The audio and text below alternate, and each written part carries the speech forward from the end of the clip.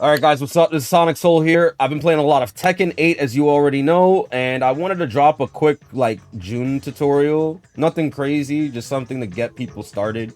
I'm kind of a beginner myself at Tekken, but I've had a lot of people in my Twitch chat help me, and I've also been learning quite a bit with the game.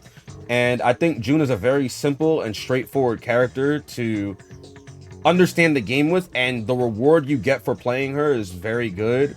You get to learn fundamentals of Tekken through her a little bit, and you get to get a lot of, like I said, reward for being right, which is great. So I think Jun is a very good beginner friendly character like Asuka, and she shares a lot of similarities to Asuka in that she shares a lot of similar moves. So she'll get 1+4. She'll get 1+4, which she can use for juggles or for strings, but she's not gonna do it like that very often. She also has down back 4, and she also has down back 3, both really good lows. And she gets follow-ups from them as well, as you can see. She also has Demon Slayer, right, as well. Demon Slayer is also a really good tool for whiff punishment, right? And you can fake it out just like Asuka can, and you can even go into follow-ups from it as well. And she also has Can, which is down 3+4. A lot of launchers that give you big damage as well.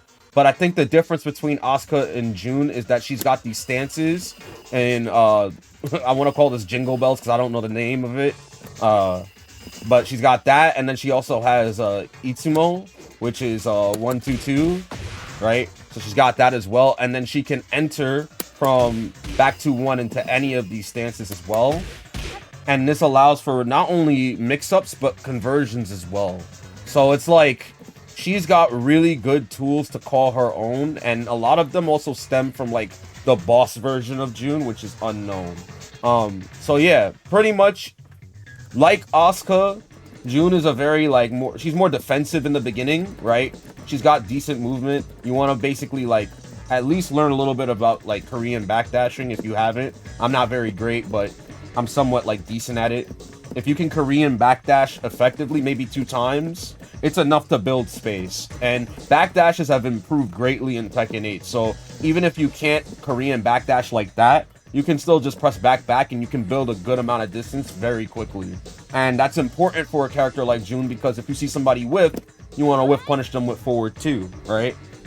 Or you can whiff punish them with any other button or whatever other tool you want to do. So generally speaking, if you see someone whiff, you want to do either forward 2, you can also do down forward 4, which on counter hit, if you get it, you get an actual launch punish, right? You can also do, in some cases, can, because on counter hit, that'll connect, and it's a low for the first hit, as you can see. So if they're basically standing up, this will clip them, but the high, they can block that as well. But the high is only -6. The low portion of it is, however, massively negative. But you see, it's only -6 for the second hit, so they have to block the first hit, right? Otherwise, they'll just get, they won't be able to punish you. And the thing about can as well is that in some cases, it can kind of beat standing ones. I've seen it happen. But the biggest thing is she leaks over lows, right? So you can use this to kind of leap over lows, and you can use this to go under highs. And you can also use you can use this to whiff punish, obviously. You can cancel it as well, too, right, with down back. And from here, you can get other things you can get while rising 1+2, or you can get down back 1+2, which also leads into a combo, right? So that's just the regular shit. When we talk about actually getting those whiff punishes, there's a lot of combos and then offense you get afterwards. So that was kind of the neutral portion, right? But you could also do jabs as well, right? You can do jab, standing 1 to test on offense, and that goes into 1-2-2, which leads into setups, right? You get the mix up with standing 3 after 1-1-2, and that's your heat engager. You also get 4 after the 1-2-2, which is a low. And then the other thing too is with these strings, right? Like, that's safe. That's -4, right? And you can use those to kind of like check to see what the opponent's doing on defense. And even if you don't want to commit to any of the follow-ups, this, right? This on block is +6. Whoops. This on block, that third hit is +6. So you don't even have to do the follow-up, right? The follow-up, you don't even have to like do it. You can just take the advantage from it being +6 and then jab again. Or you could do nothing. Or you could do like forward 2, right? Like, it's a little like risky to do stuff like forward 2 or like can or whatever from it. But you can always see what your opponent wants to do with the standing 1, because you could do that into standing 1, right? Now, the other tool that you'll have as well from the standing jab is like up forward 1. Now this is very negative on block, but it knocks them away when it actually hits, and it's a full, like, it's natural. It doesn't require counter hit or anything. It's natural. And in the wall, you get an actual combo from it, which we'll talk about. But you could do either up forward 1, or you could do while crouch down forward 1, right? And both launch. And at the wall splat, and they're an easy 10-frame punish. So you can use those to kind of like immediately check somebody, and at the wall they blow up and die. So yeah, basically when it comes to offense, right, which we'll talk about after you win the neutral, you get a lot of mix-ups from like 1-2-2 and from back to 1, right? Because you go into your stances. So let's talk about combos, right? Because generally speaking, when you finally land the hit from like a whiff punish, this is what you want to do. I've been doing this a lot. So you do forward 2, you do forward 2 into standing 4, right? And then you do back 4 plus, you do back 4-2, right? Then you do back 2-1 and you enter stance, right? So then you enter the stance and then you do back, you're holding back still, you do 1 after. And that gives you tornado, right? Then if you are not at the wall, if you're not near the wall, this is how you want to end it.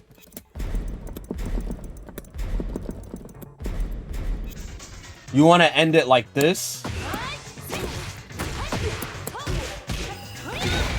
right? You want to do back 2-1 when you get the tornado.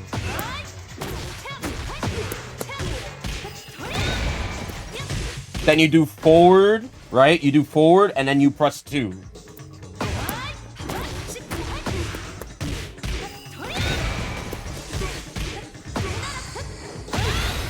And that's the end of the combo, and it's sizable ass damage. It's sizable ass damage. And that's like just your like mid-screen punish. And you're not near the wall. Now, one thing to note is she is losing health while doing this. So like when you do any of her powered moves, she does lose health when doing it.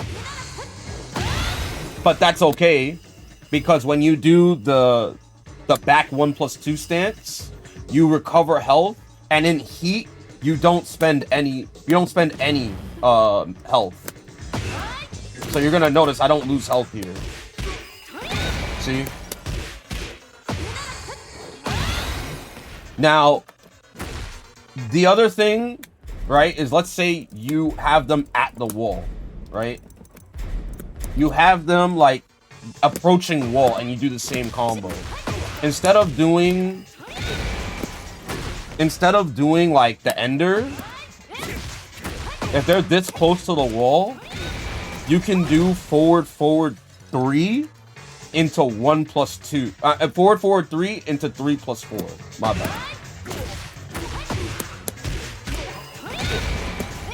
Whoops.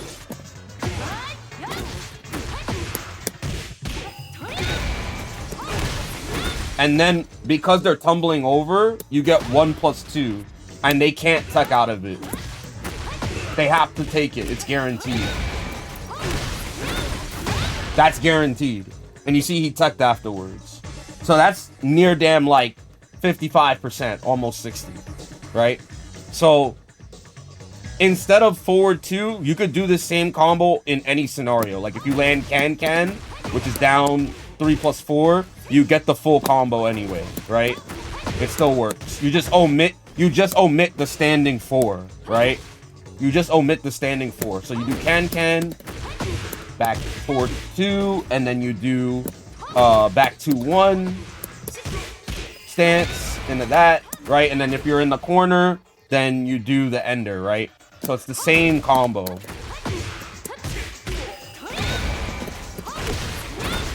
See? So it doesn't matter, right? Same with if you do while rising 2, which is very important if you land, like, let's say this in the mix-up. So for example, if I landed the 1-2-2 into the 4, which is the low.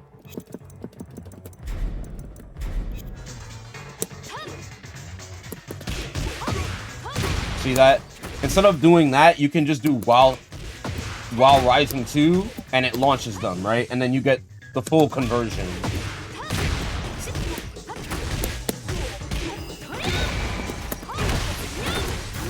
But you see what I'm saying? Like that is generally speaking like what you do from every conversion. Any hit you get that you can land, that gives you a launch punish, that's the combo you usually want to do, and it's pretty good damage.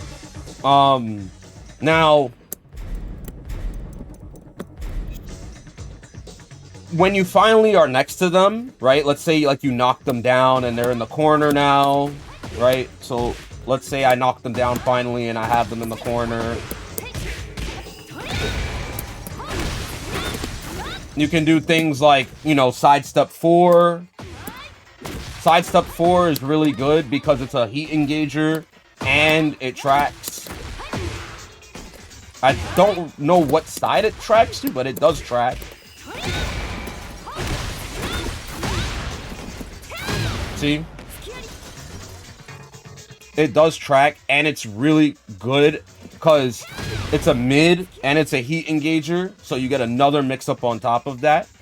You can also do back 2-1, which is a mid starter, and the thing about it is it goes into your stances, so you can do that on the knockdown.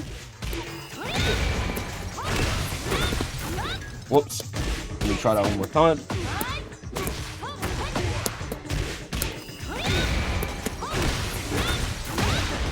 Right, you do that on their knockdown, then you're in stance, but you don't do that one. You hold forward, right? You do the forward stance.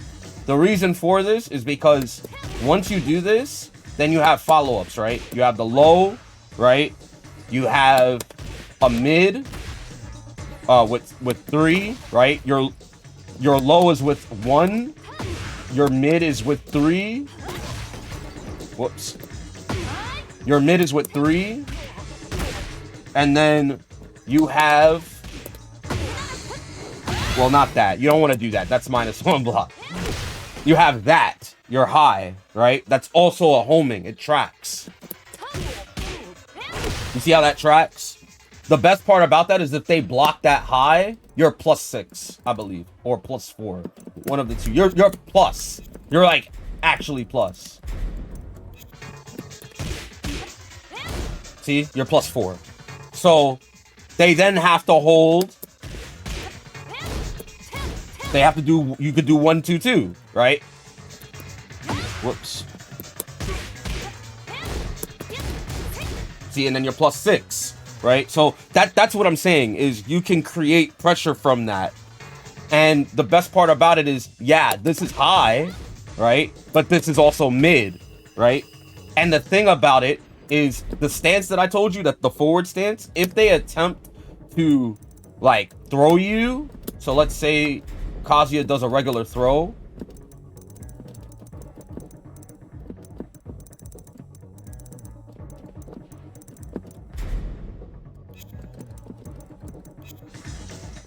So let's see. Let me set him to block. You see how he's throwing? That's a parry. See that? That move, like where she does the little like stance where she goes forward like that, that's a parry on both throws and on lows. So if Kazuya does like a regular low, like just any low, it doesn't matter which one.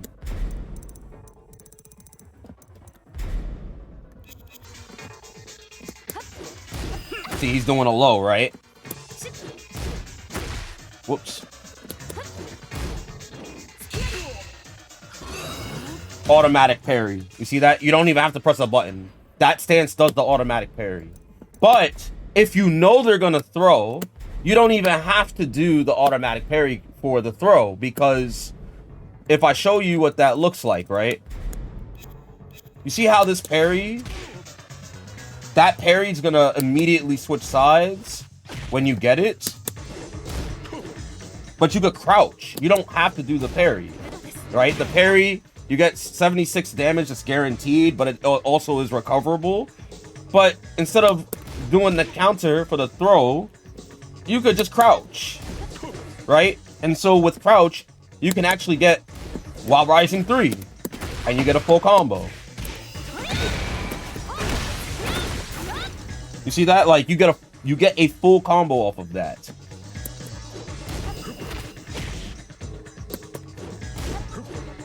Whoops.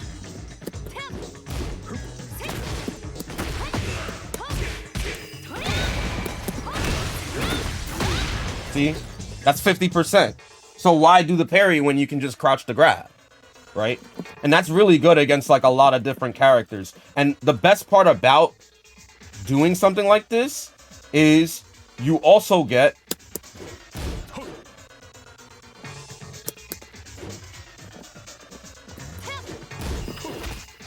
you also get down back 1+2, which is a throw.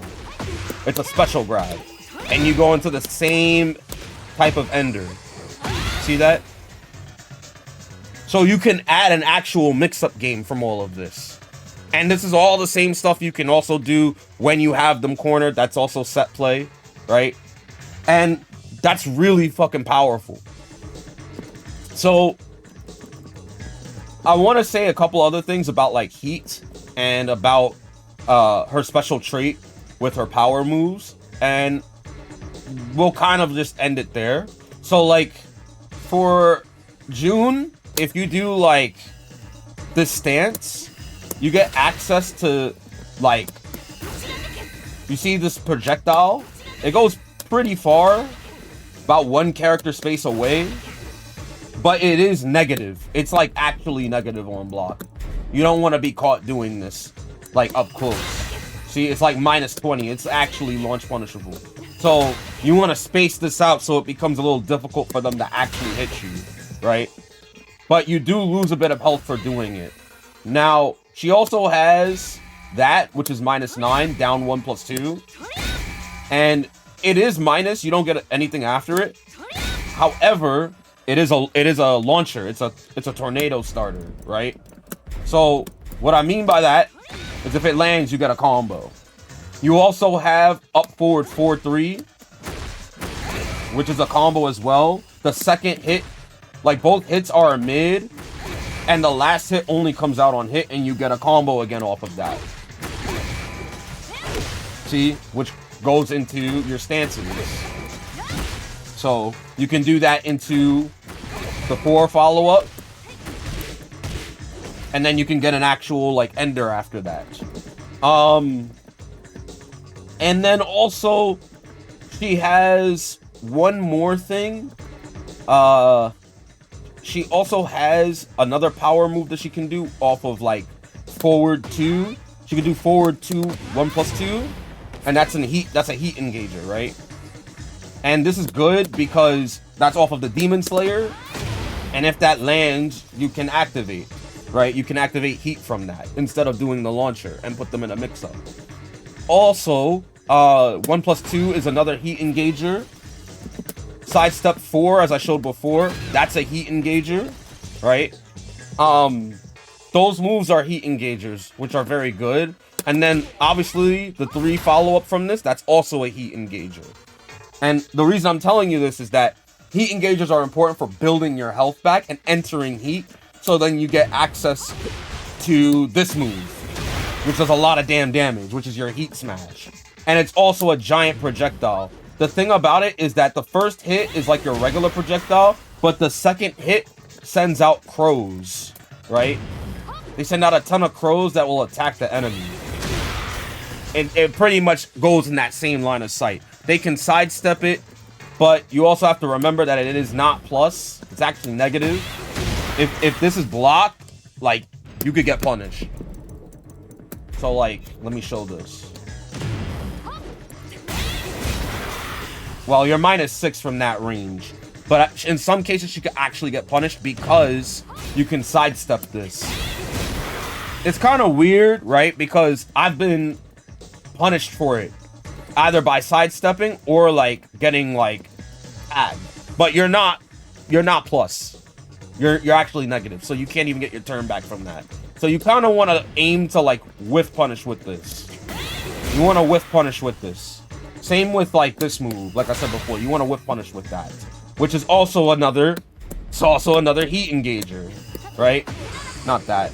This. Right? Which is back 1+2 in the 2.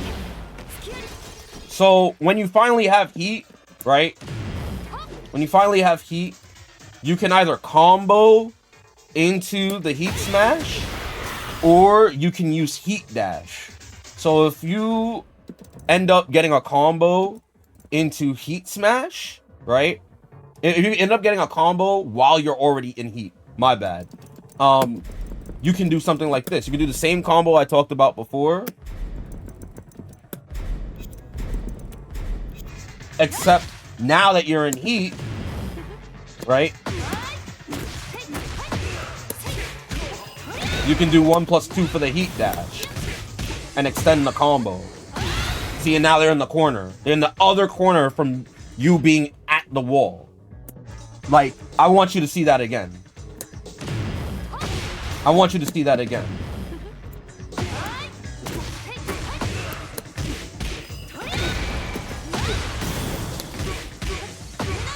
Absolutely insane. And again, the damage she can rack up is very high, especially when she has you in the corner. So, and I guess that's pretty much it. Obviously, the rage drive, it is, or the rage art rather, it's pretty much like every other rage art. She kind of goes forward. It doesn't really hit like low or anything. It's just a physical hit that hits, I believe, mid. So it's not like it's gonna do anything crazy that you didn't expect, right? It's just a mid. So you kind of want to tag that like at the end of combos, or you want to do it like whenever you think the opponent's gonna press something. Generally, that's where you would use it. In rage, since she could take health from herself, she can put herself in rage quite easily. And that's very, very powerful as a character, to be able to have access to a damage boost while on top of already doing big damage anyway. So the damage difference is quite noticeable. See, because now you're doing like 65%, right? Now you're doing like 65-70% damage, which is insane. So, yeah, that's pretty much everything I wanted to talk about. That's pretty much like a primer of this character. Hopefully this can get you into Tekken very easily. This character is very good, and she's very easy. So, you know, if you've been struggling with Tekken 8 and you just want to get yourself in the door and have fun, you know, try Jun. That's what I've been doing, and I've been having a good time. Anyway, I'll see you guys in the next video. Y'all be beautiful. Take care. Peace.